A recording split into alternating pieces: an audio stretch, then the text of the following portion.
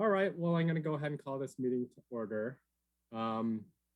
First item is the approval of the minutes. Did everyone get a chance to take a look at the minutes and see if there were any changes, corrections? Otherwise, can I have a motion to approve last meeting's minutes? I move to approve the minutes of last time.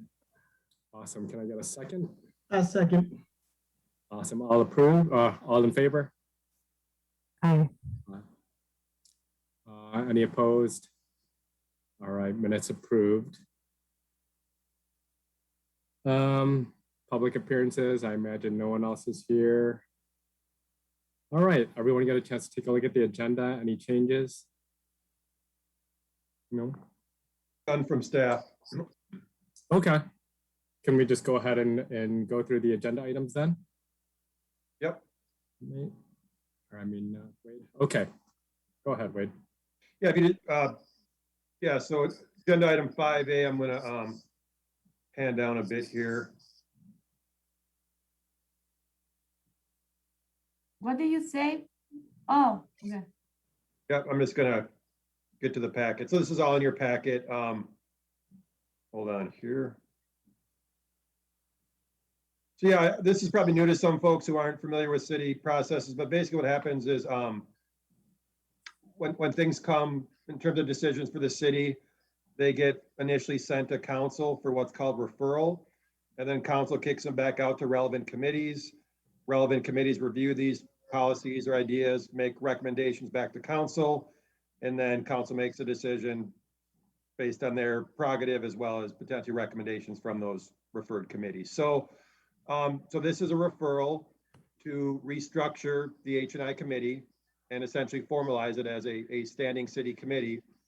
If folks remember, this is initially started as kind of an ad hoc committee, which means a temporary committee for a certain thing. As the H&I has evolved, there is interest in making this a standing committee. Just one second here. So I think it was at our last committee meeting. I don't quite remember when that was, maybe this early in the spring or summer, but we kind of talked about how that that revised H&I committee structure could look in terms of a standing committee. So this committee made a recommendation on how that could look. I passed a recommendation on to our mayor and our legal folks, our attorney, and then the mayor came up with his own recommendation on how the committee should look, and that was kind of presented in that referral packet that I talked about.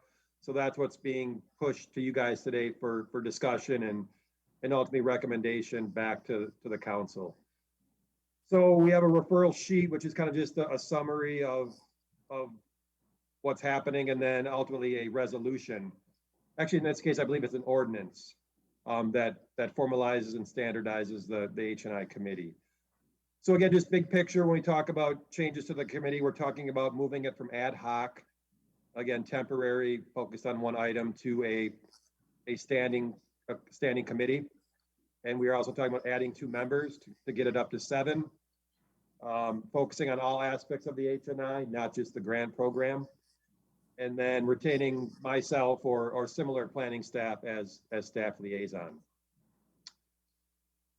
So I'll first present to you what the mayor has put together, what was in the packet, and then we'll talk about what this committee recommended and the differences between the two. And then we'll also talk about what another referring committee recommended, that's CEDA, the Community and Economic Development Authority. So I guess starting with the mayor's proposal, again, 7 members, a standing committee. Essentially, it's called an advisory committee, which means it advises the council on specific H&I issues. And it's composed of 1 alder person. Well, actually, I take that back. This is the revised proposal based on CEDA's recommendation, which also mirrors what this committee came up with months ago. So I guess I'll start there. So 1 CEDA member, 1 alder person, and then 4 residents of the city that either work or live in our 4 H&I neighborhoods. If folks remember, right now we have 3 H&I neighborhoods. We will get a 4th H&I neighborhood when we get the town of Madison Southdale neighborhood in 2022. And then 1 essentially resident at large. So that gets us to that 7-member committee. So again, that was what this body recommended. That is what CETA recommended. I thought I had a copy of the mayor's proposal. I guess I don't. I think offhand it was 3 member or 1 alder person, no CETA member, 3 residents that live or work in the neighborhoods, and then 4 citizens at large. So slightly different than what you see in front of you. So I guess so the goal today would be for the committee to make a recommendation back to council on what the H&I committee should look like. There's 3 options in my opinion. There's option A, which is what you see in front of you on the screen, which is what you originally came up with. There's option B, which is the mayor's option, which I just described, and I can describe that again if folks would like. And there's option C, which is something different. So with that, I can take any questions or comments, or certainly the committee is free to discuss this ordinance. Did the mayor say anything about why his reasoning behind the proposal he made? Yeah, I don't want to speak for him, and we didn't have a lot of detailed conversation. You know, I think some of his thoughts, generally speaking, were, you know, this committee is spending city taxpayer dollars, so there should be a lot of city residents, you know, on the committee, obviously. In terms of, you know, no CETA rep, I think, again, not speaking for him, but just logically,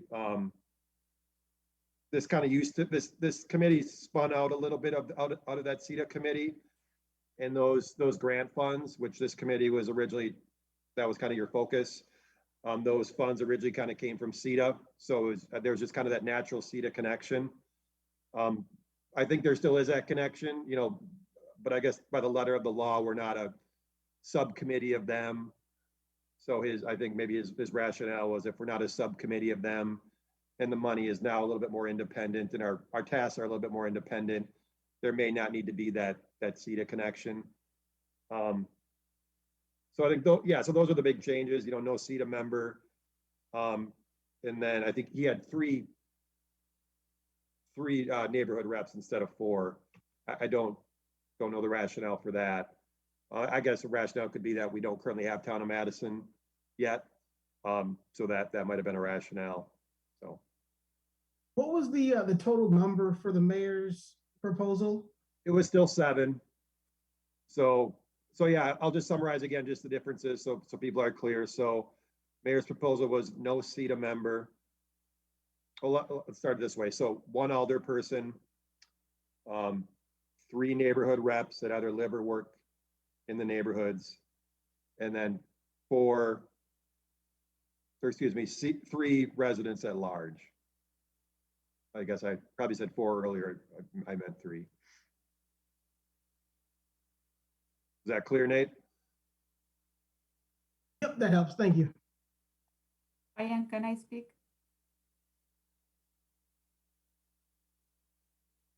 Go ahead, Julia. Yeah, so I'm gonna give you my perspective and the CETA perspective. You know, when we brought this to CETA, and CETA is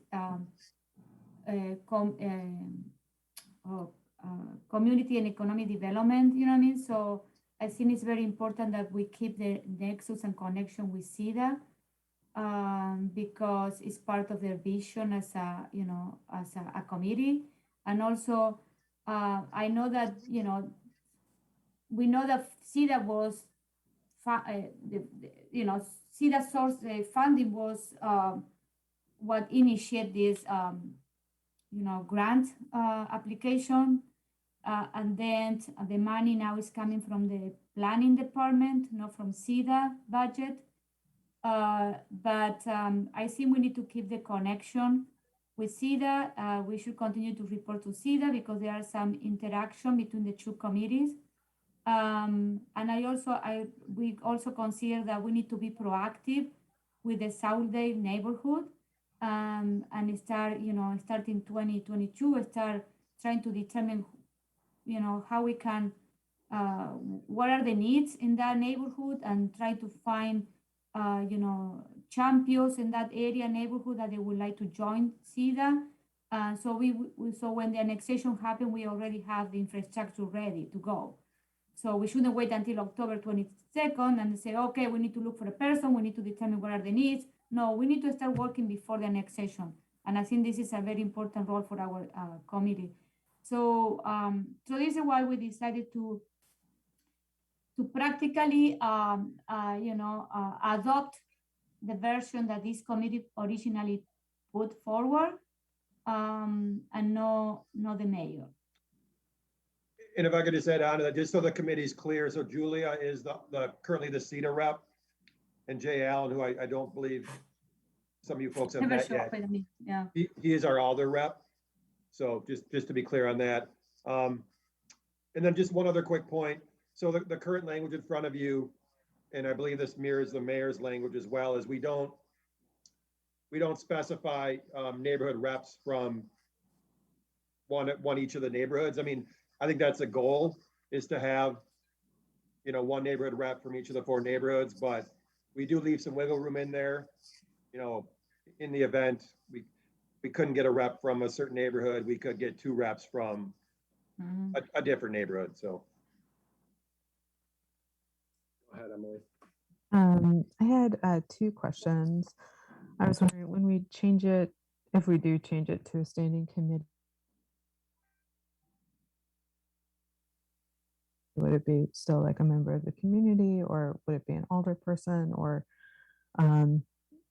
basically what are the guidelines around that? And then would it still be, would an alder still be able to be the CEDA rep if we moved forward with how CEDA is proposing it and what we were looking at originally?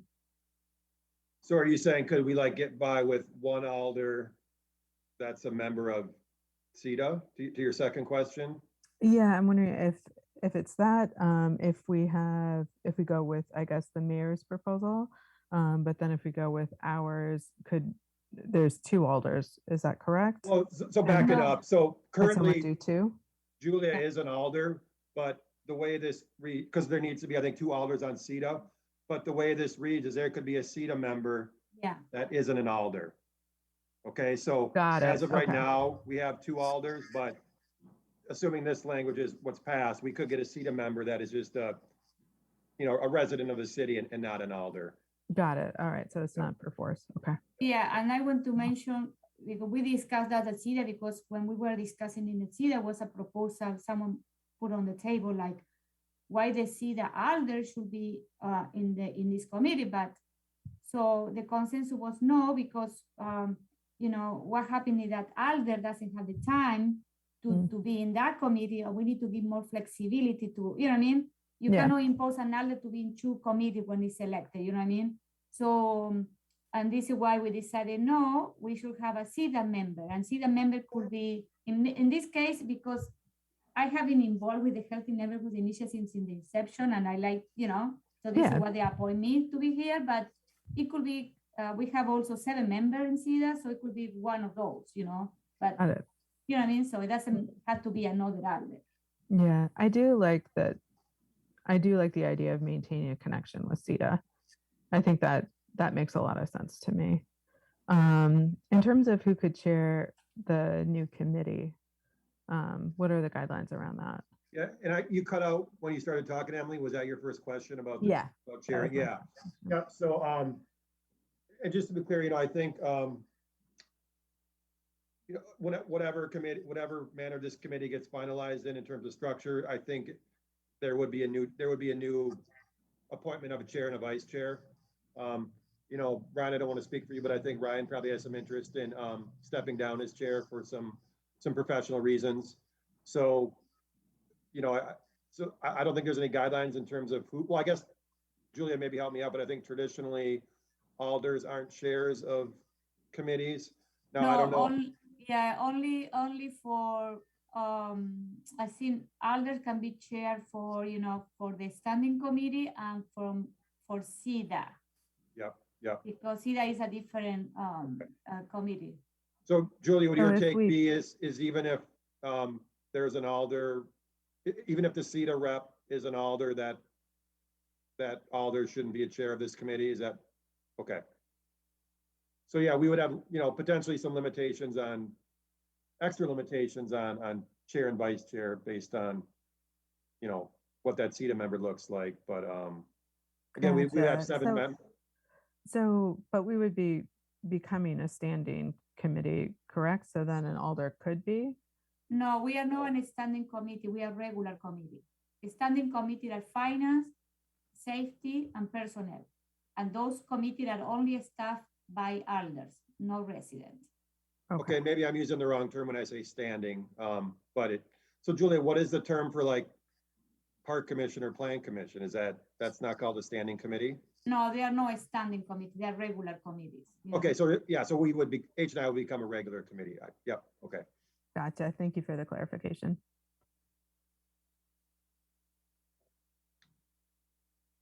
And then, yeah, I was just gonna also say, we will have 7 members ideally, so there will be more options for folks to be chair and vice chair, so. Oh, I have a question, Ryan. Can I ask a question Yep. to Wade? Yep. Wade, do you know when we are gonna become, if we are, council is gonna vote on this on Tuesday night? So this one is gonna be effective November, or it's gonna be effective January 1st? Because of the, That's a good question. I mean, I guess I would think it'd be effective after it's approved. okay, Maybe next week if there's an approval. I'll check in with legal on that. That being said, I don't envision another committee meeting, I think, until probably early next year. Once we certainly can meet later this year. And it might be good to have a kickoff meeting before we get into the, the whole grant, all that heavy lifting with the grant program. But, and then I think whenever we have that first meeting or that next meeting with the approved structure, that would be an appropriate time to reappoint a chair and a vice chair. Wade, I have another question about the structure. How often we are gonna meet? This is key because Yep. we had to remember that before our only role was about the grant review, okay? But Yep. now we are expanding some of the mission or vision of this committee. It's not gonna be only grant review. Yep. We need to start working on the annexation of the town of Madison South Day committee. So it will be great if we send to all of the members here, there is a South Day neighborhood plan. So they have an idea, even though the information is sold, we have an idea. Maybe we should be, maybe we should start discussing, what are the needs of that area, demographic, needs, social and economic, park, access to bike paths. I think we need to talk about all of this. And I think this is what I say, that we need to determine that maybe we should meet like every 2 months, or I don't believe in meeting quarterly because I have been meet in the past in committee where we meet quarterly and then we spend the next meeting talking about what happened 3 months ago and then we never move forward. So, so we'll see, I think we need to add in this, I don't know, we need to add to this resolution, the frequency of our meeting. Yeah. No, I think we discussed this last time and I can't remember exactly what we decided on, but I think, a viable range is, I would say between 4 to 8 meetings. Okay. A lot of other committees of this scale meet, I would say 6 to 8 times a year, which kind of, I think falls within kind of the range you're talking about. I don't believe we have to put that in this ordinance. That'll be a budget issue. Mm-hmm. And I think that's been accounted for this year. So in our planning department budget, I think we budgeted for, because you guys, committee members, when this becomes a regular committee, will get a per diem for attending meetings. So in our planning department budget for 2022, we put in a per diem for this committee for, I think it was eight meetings. And again, that doesn't mean we have to do 8 meetings. That just means we have budget to do that. And then if we have more meetings than that, we probably can't pay you per diem, but yeah, certainly we could have less than that depending on topics and issues. Nate, do you have Can a I- question? Yeah, so just to rewind before we get into the newer topic, clarification. Once we become an official committee, if it's not called standing committee, right? If we selected to go with the mayor's proposal, right? And with no CETA member, with Julia being a member of CETA, wouldn't we still occupy both categories, whether it be proposal A or proposal B? Or is she just not recognized as a CETA member? Or how does that transpire? Does that make sense? Yeah, so I mean, generally speaking, my understanding of how this process will work is once this committee becomes regular, the mayor will make appointments. And he has a prerogative to make whatever appointments he wants to. So, yeah, so, and then again, if it's his proposal, it would just be one alder. If it's this committee's proposal or CETA's proposal, it would be alder and CETA. And then, I still believe that he would have, within CETA, he would have a right to pick any member of that body. And Julia, chime in if I got any of that process wrong. Yes, if you, because eventually, the CETA member will, with the mayor proposal, is gonna be out, and eventually that person is gonna be me. So, and, so yes, so we are gonna have only one alder, and I imagine that because the mayor already appointed Jay Allen in April, so he's not gonna make any changes.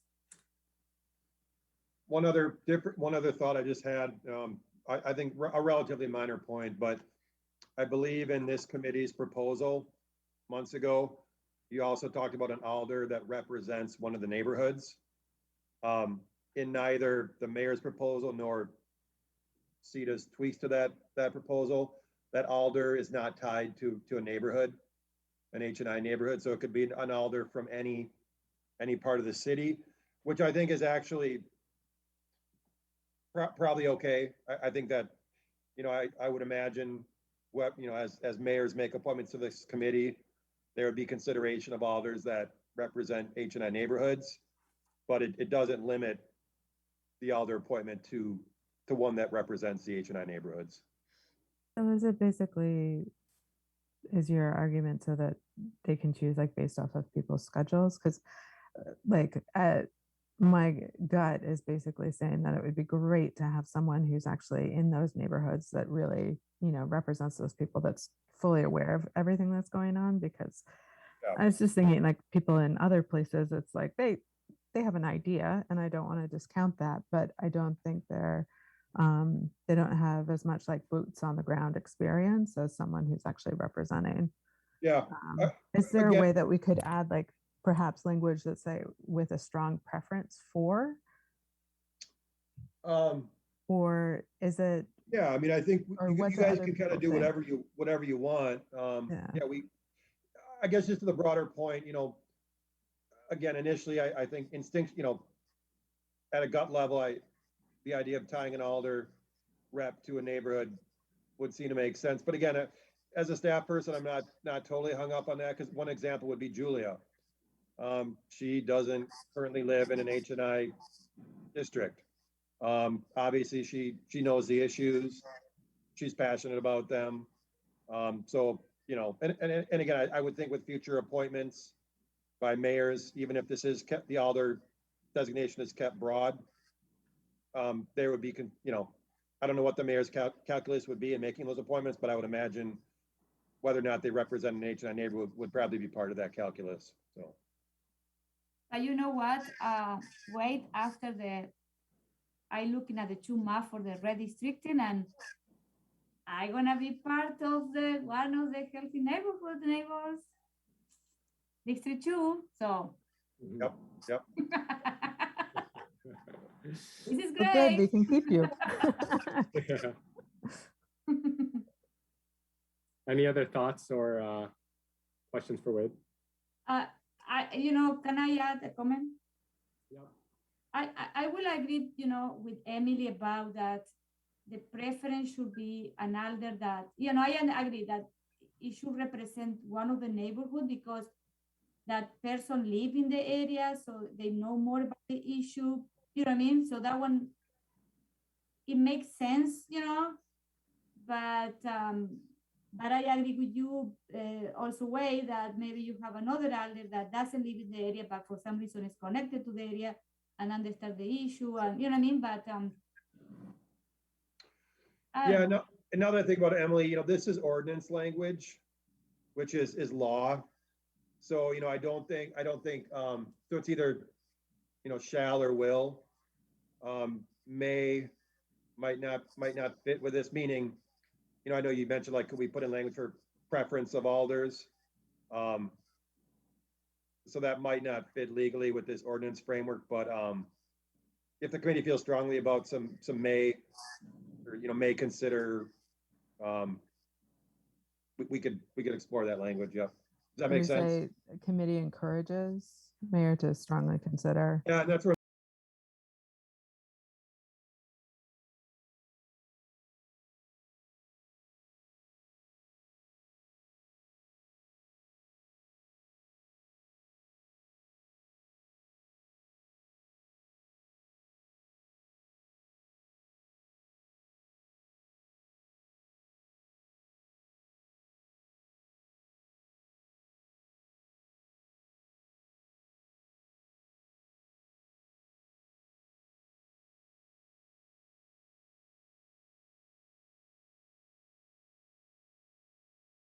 It's just there where it's like, this is definitely the intention of the committee to do this. Can I ask a question?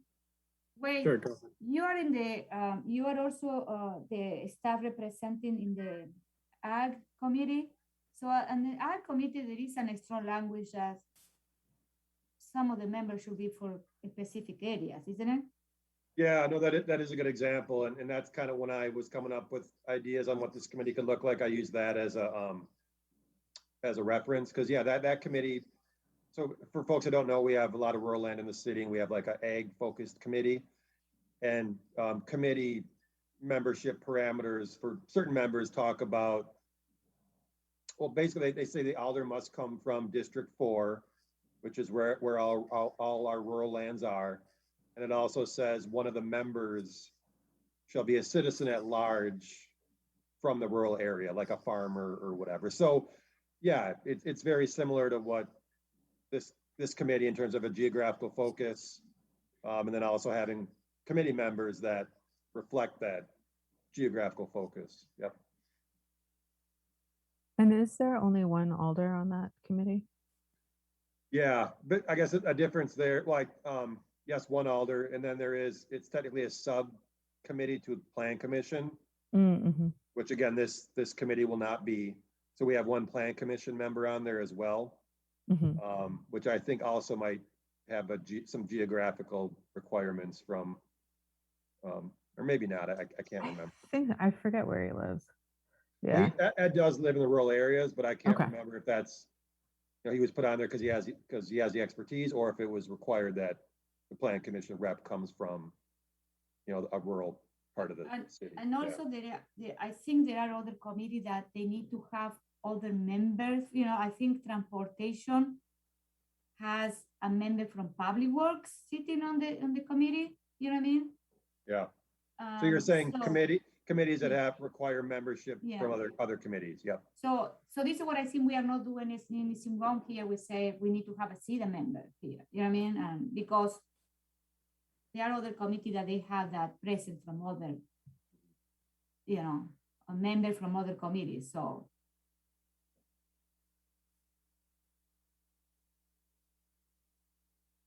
All right. Well, I don't know where we're landing on this, but any additional thoughts? Or yeah, go ahead, Emily. Where do you guys net down in terms of like requiring that the alder comes from one of the priority neighborhoods, or at least represents those priority neighborhoods, I should say? I think that makes sense. To me, I think that makes sense, but I also see Wade's point in that, And what you were saying too, Emily, it somewhat depends on the schedule too of the Alder person, if they can make that, if they can make these committee meetings. But to me, it makes sense, but I'm not beholden to that. But it sounds like it should, you know, or that person, the Alder person from one of these neighborhoods should be on this committee. But you know, That's where I'm at. yeah. But I also think, you know, if we have a good representative of citizens, I think that's okay for me too. And you know, there's the rest of us too that work in the work or are committed to these areas. Do you have any strong preference, Nate?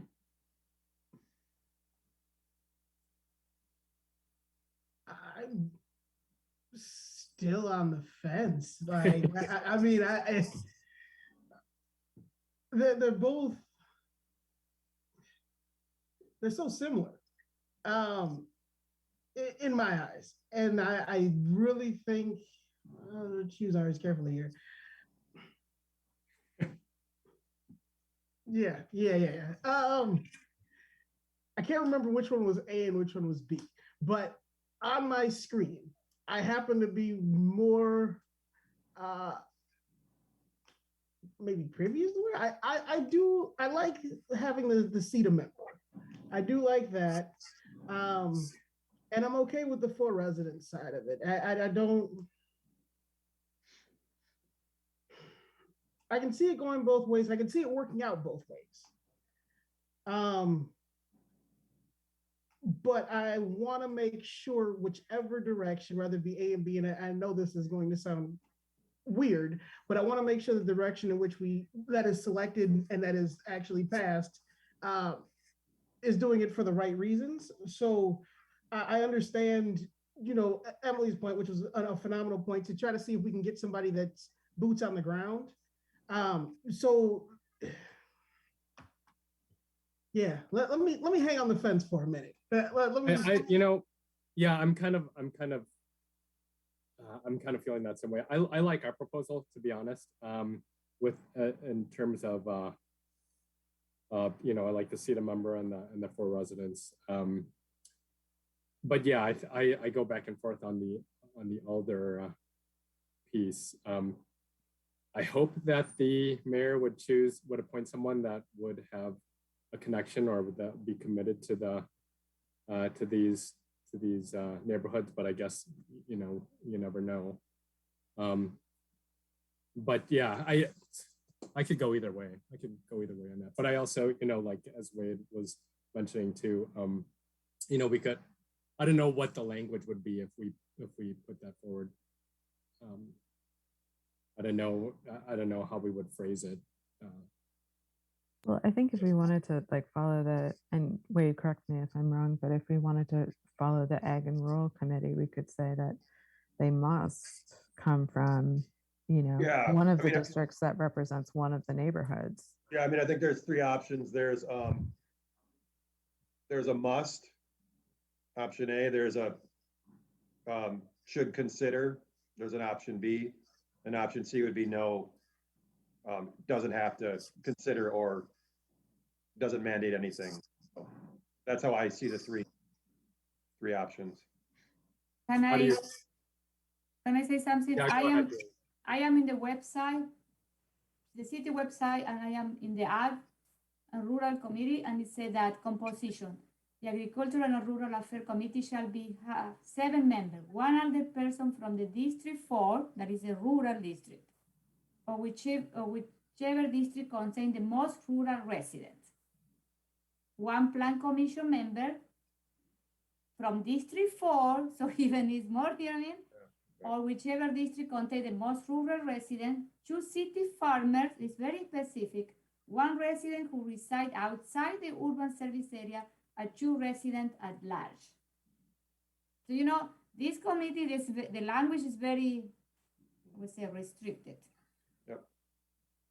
So I think if we add something here, you know, like encouraged, or I don't know, Emily, what is the word that you feel comfortable? Or we can say it should be from 1 represent one of the neighbor, you know what I mean?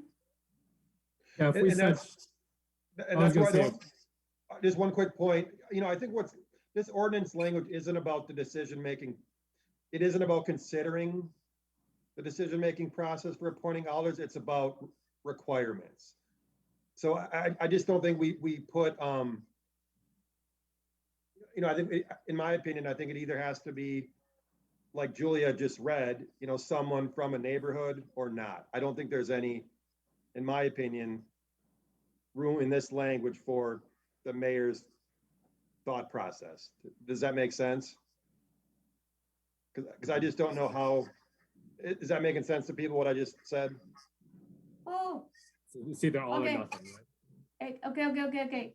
Can I say something here? I am in the Healthy Neighborhood Grant Review Committee, and in the language in the composition, because we have a page, it says, the Healthy Neighborhood Grant Review Committee shall have 5 members, because this is one other person whose district covers one or more priority neighborhoods.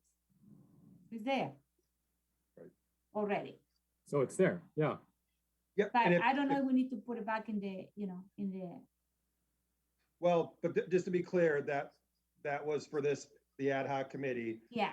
If that language isn't clear, the way this reads now legally is that it could be any alder person. It doesn't have to come from an H&I district. So, But, okay, so now my position I think we should be more clear with the language. I will prefer to have an alder that represents one of those neighborhoods.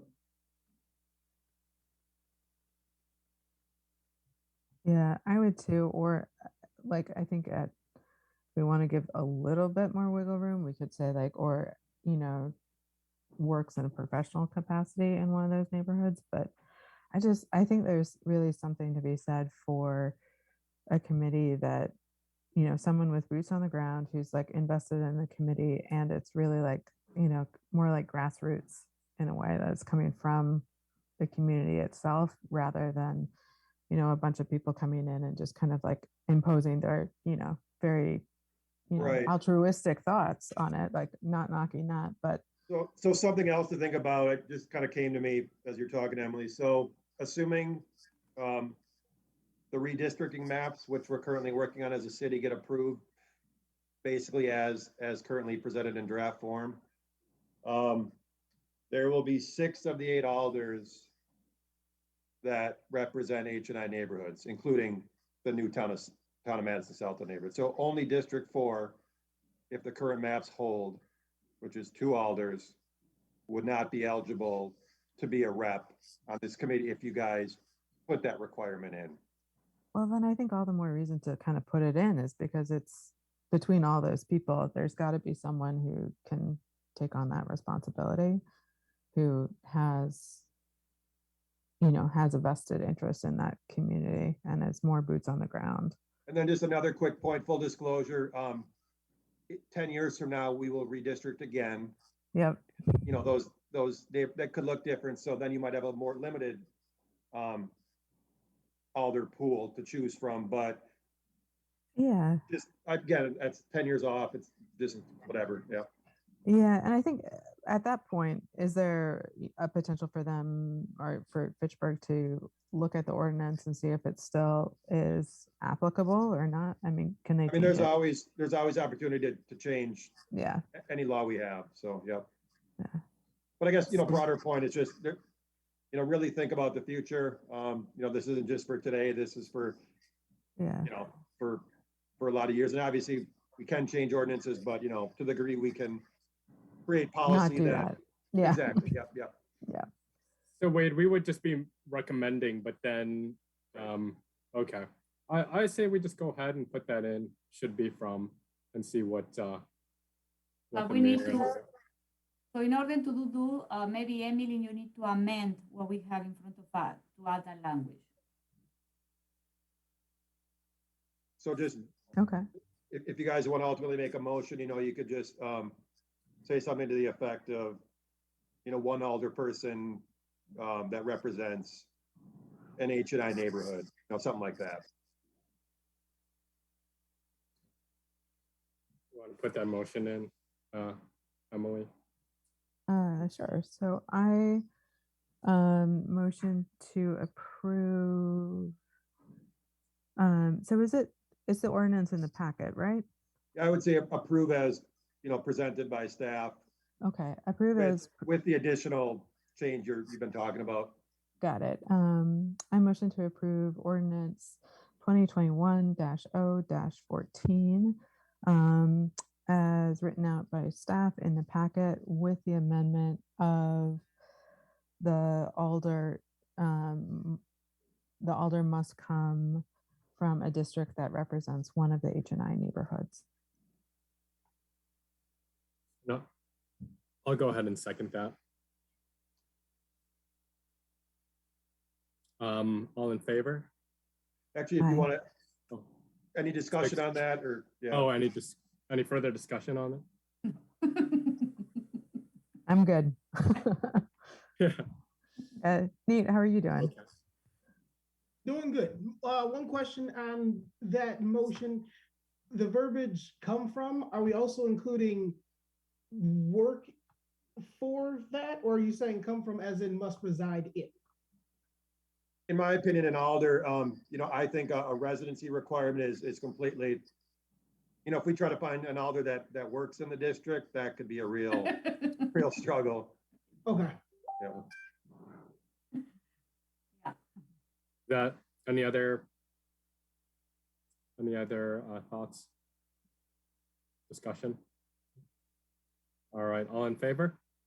Aye. Aye. Any opposed? No. All right, motion passes. All right, next. Just to clarify, I think Emily and Nate were on mute when that, just to make sure we had a majority.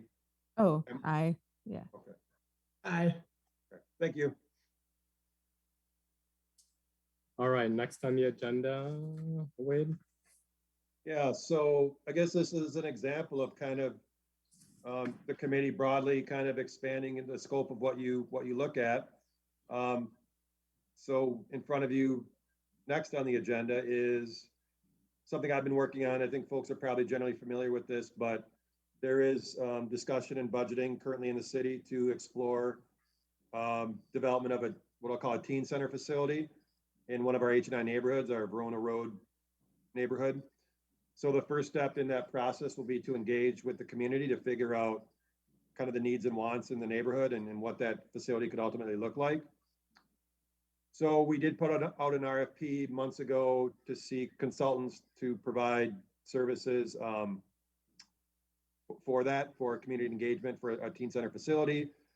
We did receive just one proposal, a very good proposal from a firm called UKT, Equity by Design, to do those services. So I was directed to proceed with, so we interviewed the consultant, interview team came to consensus that this would be a good fit for the city.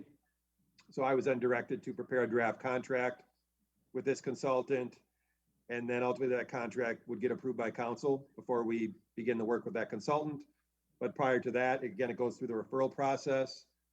So it was being referred to this committee for any feedback. And then tonight, it'll go to Park Commission as well. And just so folks know, currently this facility is kind of sitting under the Parks Department. As the project evolves, maybe there's a better place in the city for this thing to fit under.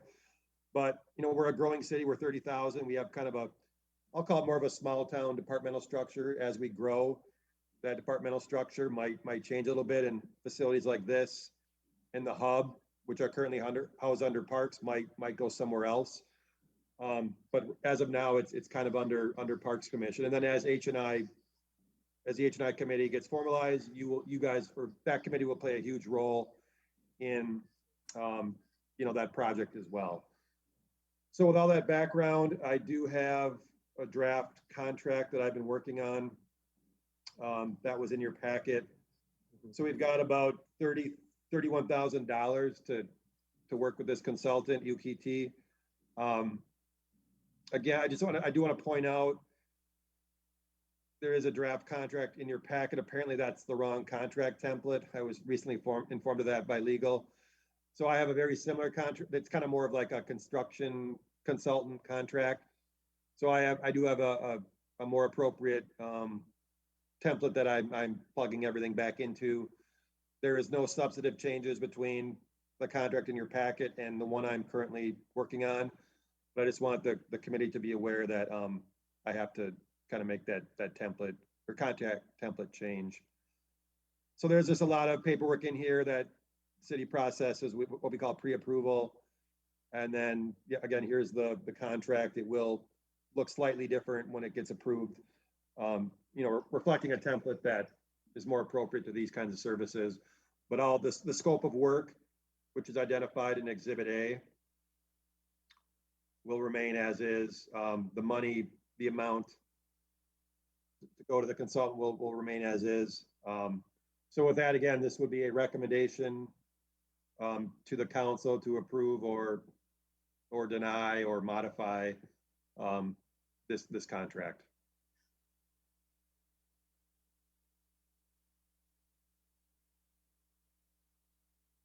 Questions? One question I had is, can we go over the timeline and the deliverables again? Yeah. So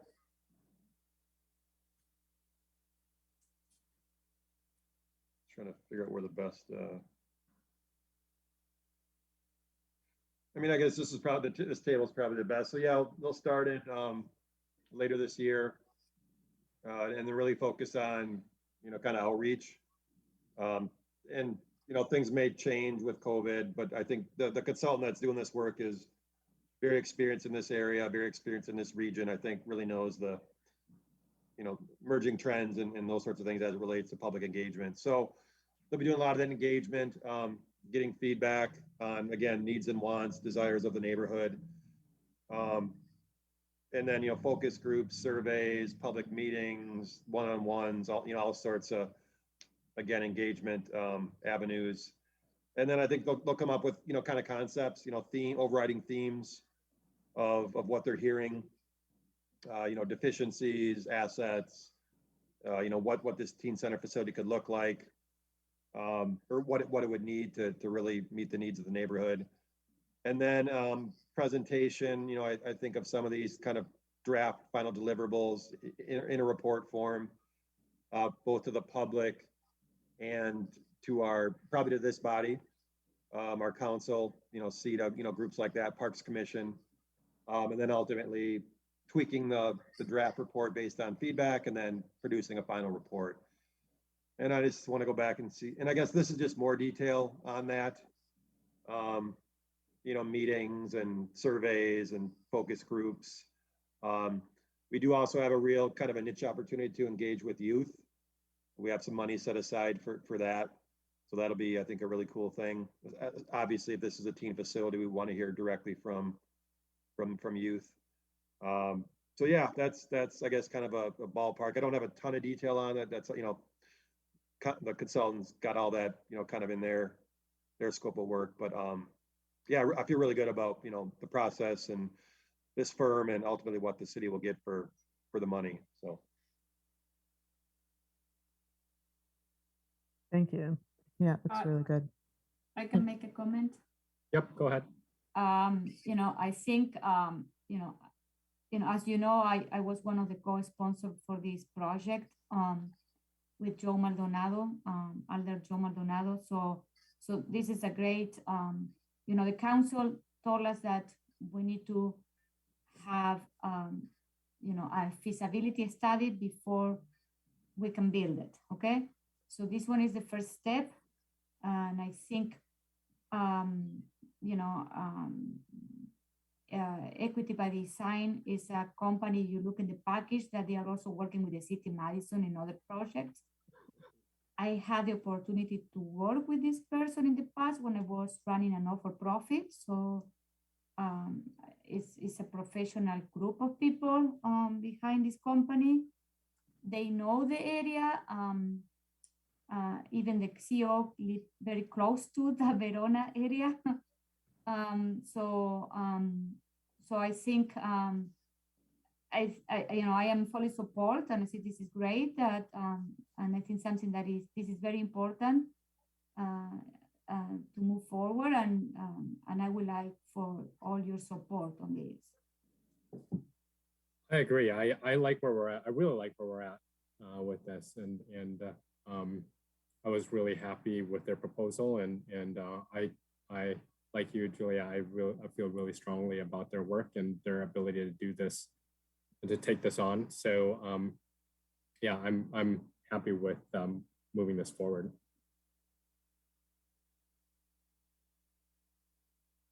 Any other thoughts?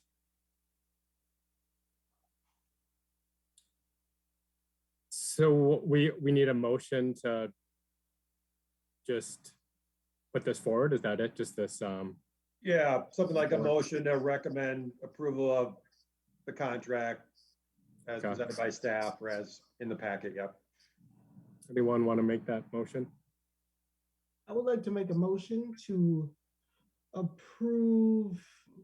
I was trying to scroll up on it. I don't know if it's got a title in it, but is there a title on it right above there? Any Yeah. numbers or dashes? And actually, Nate, maybe if you could also just put in, with the appropriate contract template, just, the fact that I'll be tweaking what was in the packet. So I would like to make a motion to approve. let me just hold on here. Yep, nope, keep scrolling, that's fine. We'll get there. Yeah, you could just say resolution for R180-21. I would like to make a motion to approve the resolution R-180-21 with the contingency plan that Wade will be making adjustments and alterations as needed as we continue to go forward, as recommended by staff. Can I get a second? Second. All right. All in favor? Aye. Aye. Any opposed? All right. Motion approved. All right, moving on. Go ahead.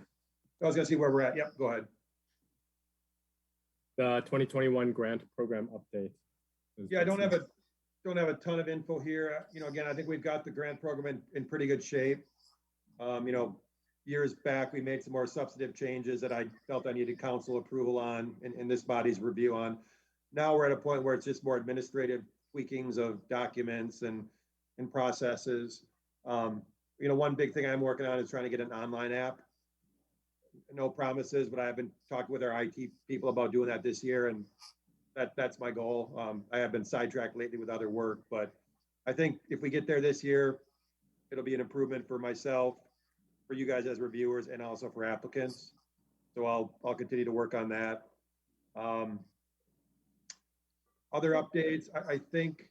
Quick question on the last one. Yep. And this will be directed towards Wade. Is there any update that you can give us? And if not, that's just fine. But pertaining to any of the programs or organizations throughout the summer for any of their advancements, and or whether it be with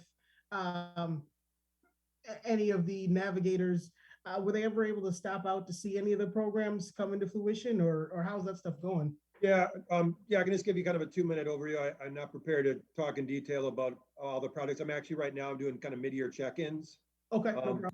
And certainly at our next meeting, I can report back. I think if we do a meeting early next year, we'll have projects closed out, and I can do a quick summary there, or later in the year as well. But yeah, I guess overall, a lot of the folks that we've worked with over the past couple of years, they know the routine. They're kind of continuing projects that they've started years ago with us. So like Latino Academy, Badger Prairie Needs Network, Big Brothers Big Sisters. They're all kind of just continuing the partnership with us based on their 2021 projects. In terms of navigators, yeah, it's been a little bit of a struggle lately. We lost Elizabeth months ago. She took a different job. I did post for the position, got pretty much zero qualified applicants. I'm going to repost again. I want to repost, but I don't want to have the same results. So I'm really thinking strategically about how to get better results.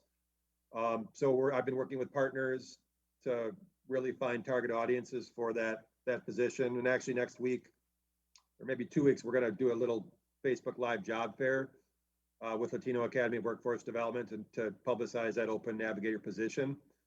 So hopefully we can, get some good applicants and get Carmen a partner to help out with the workload.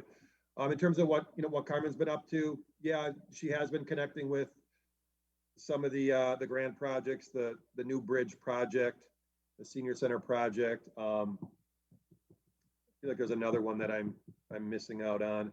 She was a big part of Leopold summer programming. In the summer, there was 8-week program, actually in your neighborhood, Nate.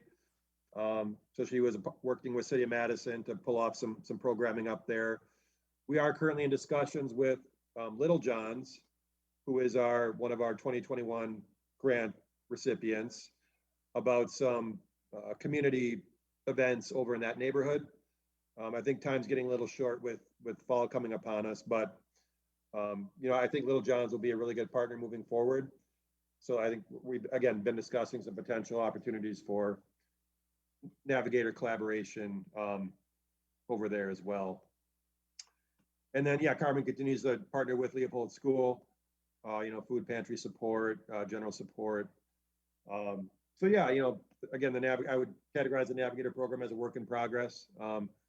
Continues to evolve, but hopefully in the next month or so we can get somebody, at least find some applicants and get somebody on board as a second position. So awesome news. Thank you for the update. Out of curiosity, I know you said, going into January, you'll have more of an update for us, but I always like to be direct with it. Is there any organization that you foresee might need more time due to pandemic, just so that we're made aware prior to? Yeah, nope. And that's kind of what these mid-year check-ins are all about. At this point in time, I would say there's one project that we're really communicating with, and that's the Catholic Multicultural Center. And if you remember, that was actually a project from 2 years ago that was delayed because of COVID. So basically it's culinary training and then job placement. And they just, with COVID, they couldn't make it work. And even this year, I think there's just been some setbacks, but I talked with them a couple of weeks ago. We agreed to be in regular communication. So, and I was very frank, just so there's no surprises at the end here. And, I feel really good about them working in good faith. But yeah, that's, I think, one project that we're, just keeping an eye on, making sure we kind of meet mutual expectations. But other than that, I think we're, again, a lot of our 2021 awards were folks we've worked with in the past. They know the routine, expectations, deliverables. So overall, I think we're in good shape. Go ahead, Joanne. Yeah. So a couple of weeks ago, Joe Maldonado and we did a presentation to Root for Change. Is a cooperative that is in Centro Hispano. They are midwife, working with Latinas. Okay. They invite us to do a presentation about the Healthy Neighborhood Initiative, the Teen Center and the Hub. And I was surprised because some of them, they knew about the Navigators, and most of those women, they live in that area, in the Leopold area. So, and they are very engaged women in the community. So I will say that maybe you should reach out to, Mariela Quesa. Yeah, I do. Is she still at Centro? Yeah, please. And she's Okay. she's the founder of this group of women. Okay. And I will say that one would be a group, talk to her, because maybe there are some of those women that they are already working in Root for Change. Can be, maybe they will be open to work in the Navigator, because they asked me about the Navigator. And yeah, no, great idea. I will follow up with her. okay. Just one other quick one, and I know I say it every time we meet, but I will repeat it. I'll be frank, in staff's opinion, we need to create a better that position needs to be made better. We need to make that a better salary. You know, it's 1275, which is the standard apparently for all our city LTEs, limited term employees. So if that position gets bumped up, that means across the board citywide LTEs need to get bumped up. But even talking with Latino Academy, you know, they're happy to help us out with this job fair, but they kind of made the point, hey, you know, we're pushing for a $15 minimum wage. And, you know, we'll be glad to help you promote your position, but 1275 isn't $15 minimum wage. So, so just, again, I'll just put it in the committee's head as we continue to grow with your responsibilities, you know, figuring out ways, and I get it, the Navigator program has to show results and it needs to be accountable, but I really do think that is a limiting factor in finding folks that are interested in doing this work. So. Wait, do you I have agree. Yeah. Oh, sorry. No, go ahead. Go ahead. I was wondering, since it would require a bump up across the city, do we know how much that would be on an annual basis? Roughly? No, and that's, you know, I did bring it up to our HR director, just kind of planting seeds, like, hey, if we were to explore this, what would it look like? And got a response that, hey, yeah, we're open to it, but it would be a budget discussion.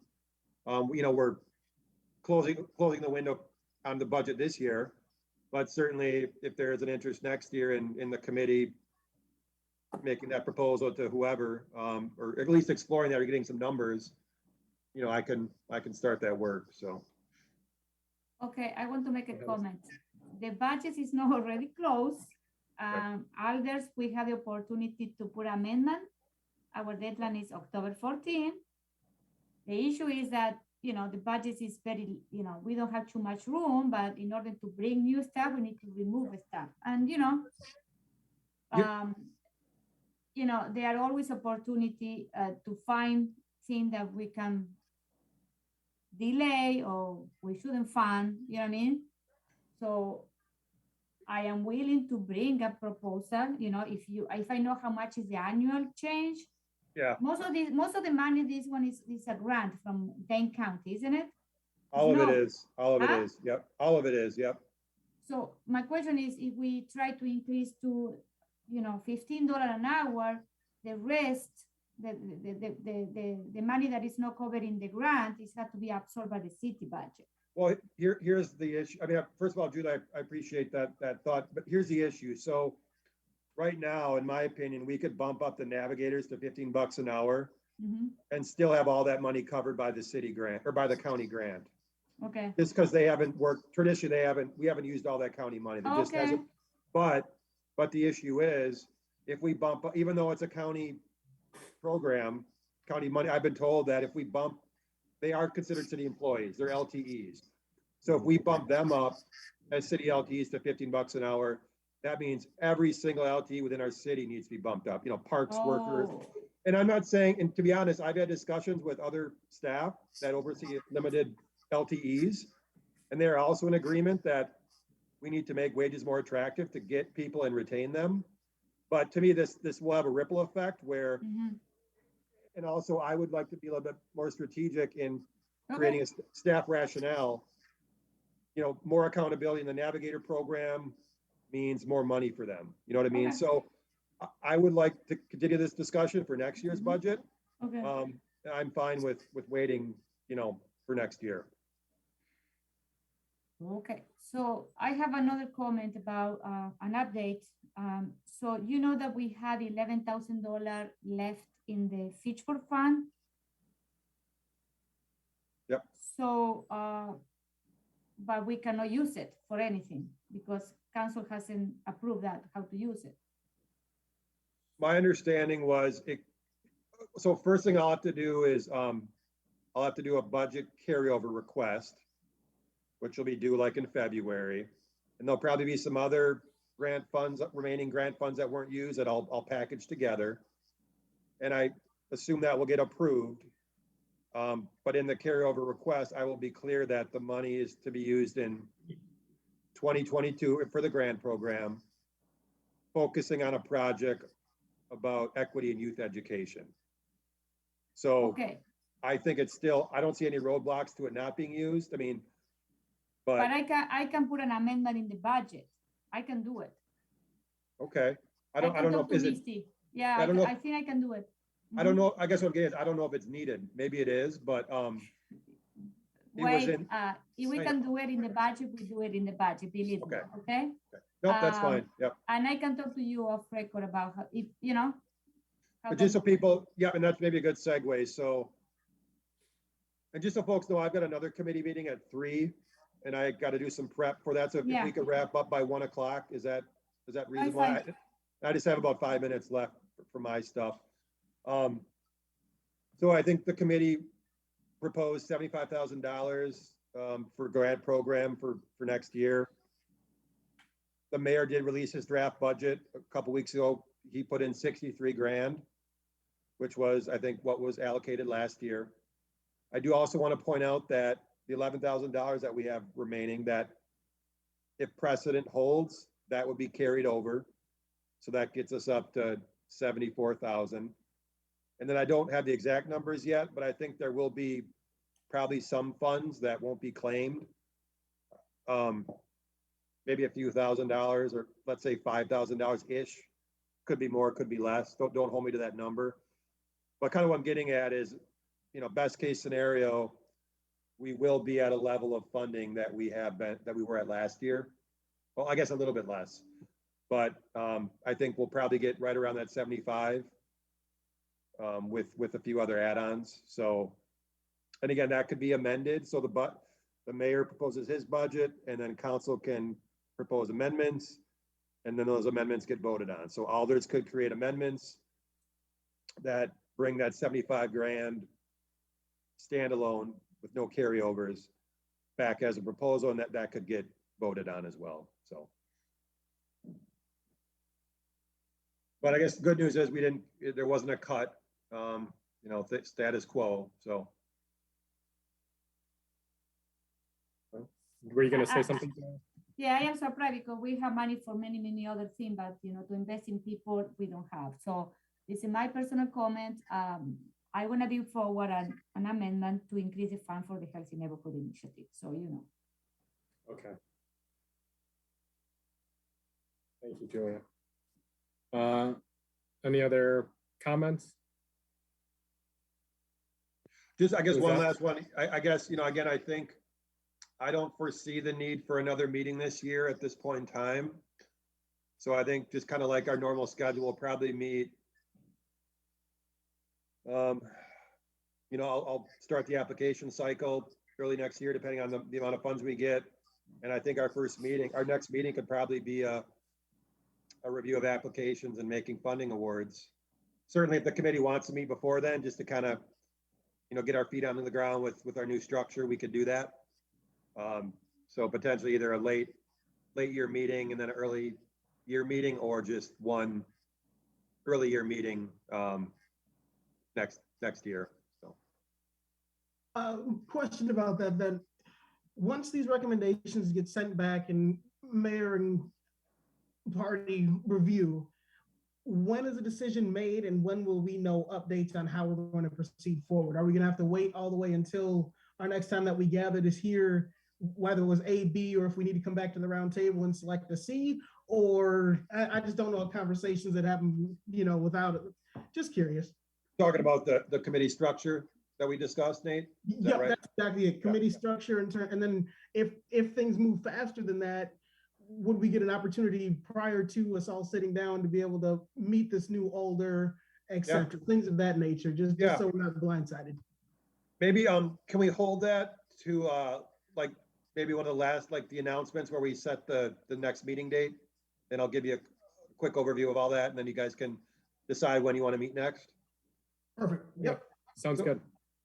And Ryan, if you don't mind moving to D, and then I'll just give a quick update on that, then you guys can talk about the next meeting date, and I'll give you an overview to Nate's question. Okay. Are you talking about the report from the department? Actually, no, I or- think this would be 5D. I'll just give you another. Okay. We kind of covered some of this, but just quickly, I want to give you an update on the hub. You know, obviously that's another big project that's H&I related.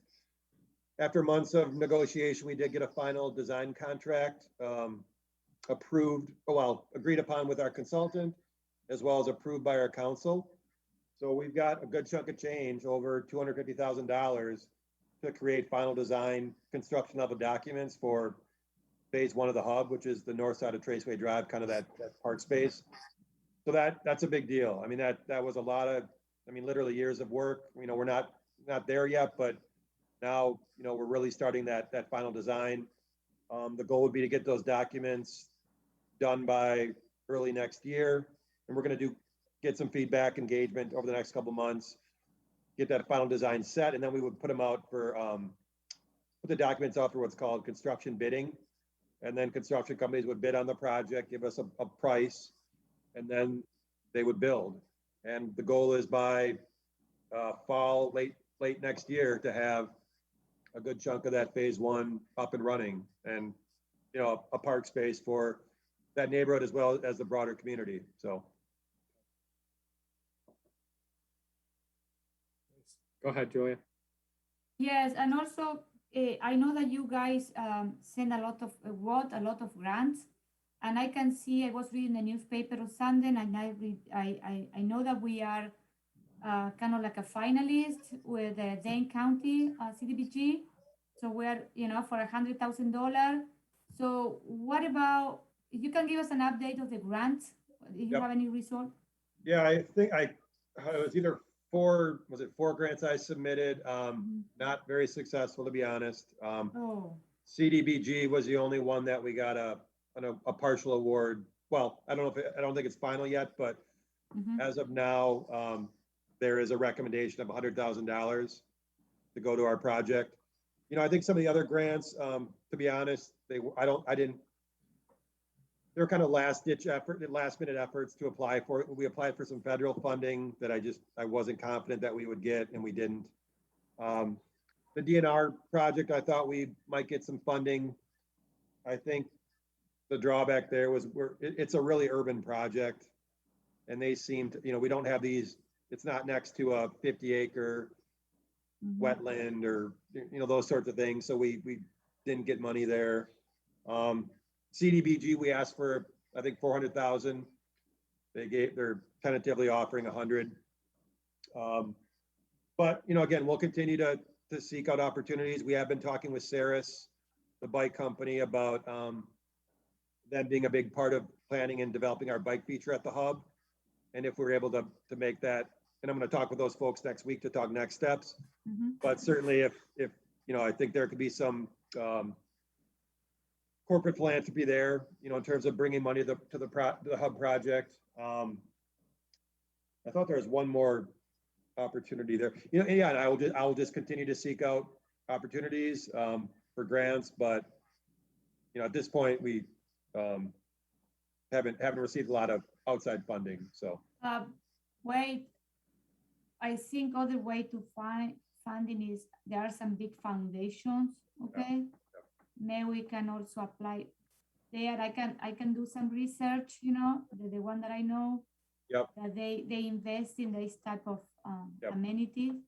That could be another option too. I don't know, you guys also have, you know, any other idea, but I think that's a good point, Julia. So everything that I've applied for thus far has been like pretty rigid governmental type stuff, you know, federal, state, county. We haven't looked into the foundations, and that's exactly right. I think we can try that avenue.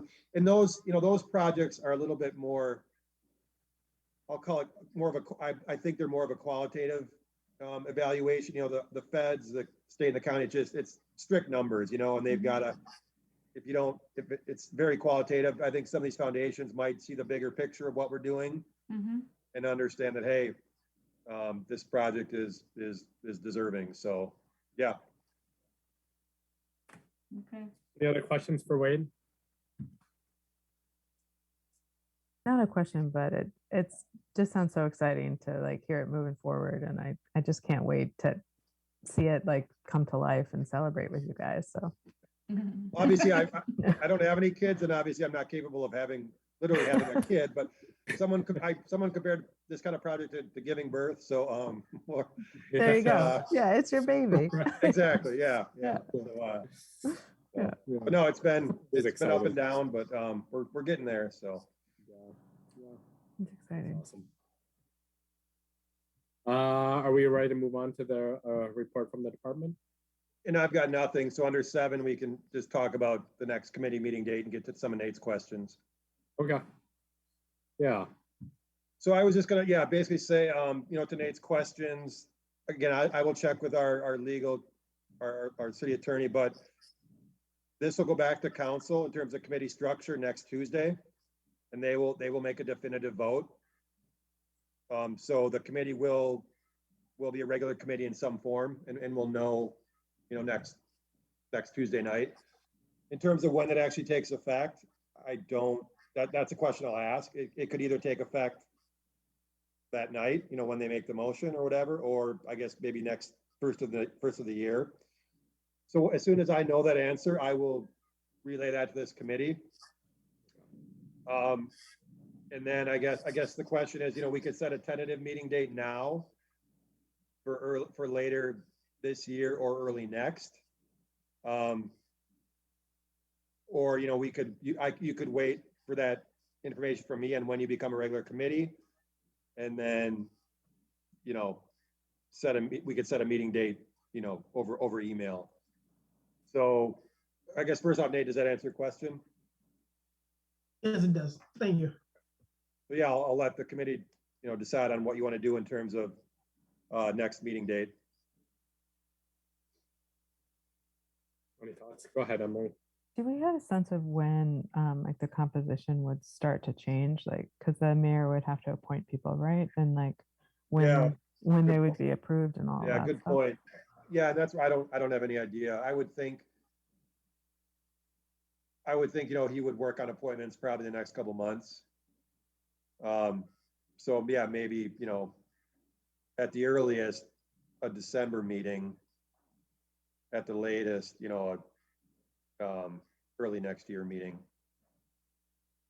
My comment is like, if this committee is effective of October 13, I will say that he will make reappoint all of us, all of you, in the next committee meeting, and then it will be open from prospect to apply for the open position. You know what I mean? And this is why it's important that if people in your area that they would like, they want to be committed to work on this, maybe you start talking to these people to apply for those open seats. You know what I mean? Yeah, maybe in terms of efficiency, I will get this information hopefully next week in terms of timeline, and then if it's most efficient, just to correspond via email, on consensus. That works for me.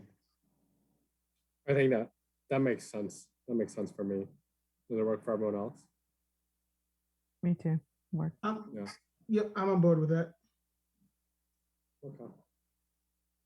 Any other announcements? All right, sounds good. Are we ready to? Oh, go ahead, Julia. Wait, I know when I was reading the budget that the mayor approved for next year, I think $30,000 for the teen center, and this is another $20,000 more coming from the phase 2. Do you know what is that, phase 2? So did you say that was in his approved budget?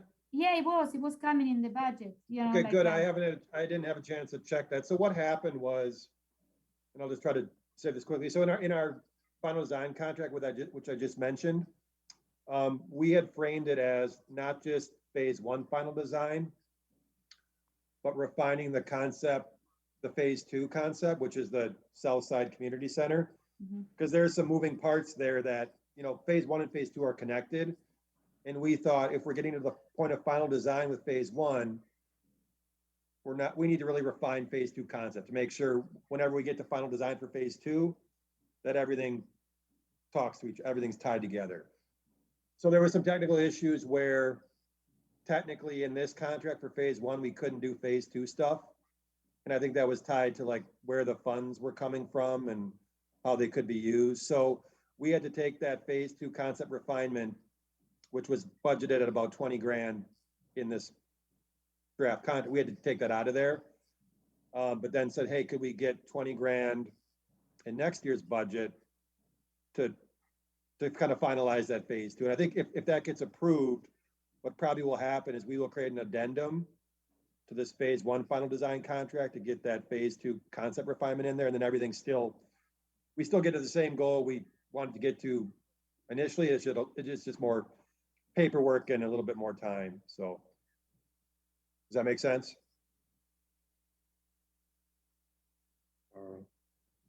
Julia, does that make sense? Julia? Yeah, I am reading in the budget on page 116, and there is the 20,000 added to professional service to hire a consultant for concept refinement of phase 2, and then added $30,000 in professional services for the one-time expense in 2022 for the teen center feasibility study. Yeah. So there is another $30,000 more. Yep, and then I don't have all the paperwork in front of me, but that's kind of the second step of the teen center process. So just like we did the hub, you know, we did a concept and final design. I think that 30,000 will be for I don't remember exactly what it is, but it's the next logical step in the planning process that I've discussed with Alder Maldonado. So that's a good sign. I didn't know that was in there, but as it relates to the teen center, that's a good thing. Anything else for Wade? Any other announcements? All right, can I have a motion to adjourn?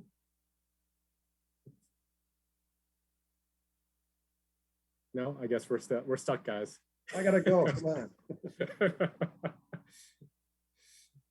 I'd like to make a motion to adjourn.